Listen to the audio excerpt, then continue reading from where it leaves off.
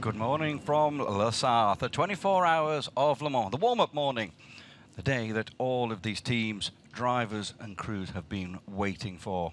Qualifying is over and done with. This is the final prep, 45 minutes of on-track action to get your final settings set up and just check anything. There was a major overhauls on all of the cars yesterday. It was a day off for them. A busy day for the drivers, even though they never drove in a car. Obviously some pit lane action going on, everyone just final touches. Joining me in the commentary box for the morning warm-up is Giles Dawson, and in the pit lane is Louise Beckett. But Giles, this is it. There's no going back now. Absolutely, all the final finishing touches you can see going on there in the Porsche garage on number one, making sure those number markers are taped down well. It's all these little bits of attention to detail, every seam taped, and the thing that's most important now is there's very little time actually between this warm-up session and the start of the gridding for the race, so the teams will be wanting to make sure that everything's done, everything's set, ready for the start ahead of this warm-up session. That's it, the marshals in the pit lane. There's marshals all round the 13-kilometre or 8.5-mile track, depending on how you want to put it. The 26G drive car, that is on pole for P2, and equally as much work going on, P1, P2.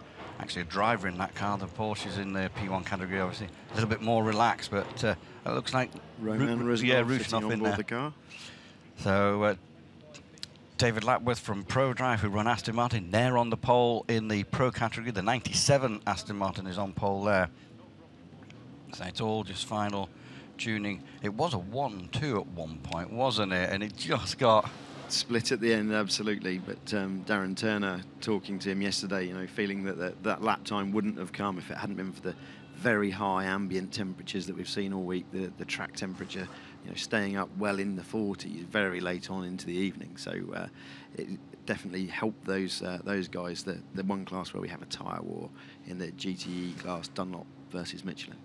And this is the car that is on pole position. That amazing lap on, it was basically early Saturday night, Thursday night, wasn't it? It wasn't in the second, it was in the second session of the qualifying, and Kobayashi coming out, there'd been a red flag, and he came out, got a clean lap, basically only two cars to overtake, and was away.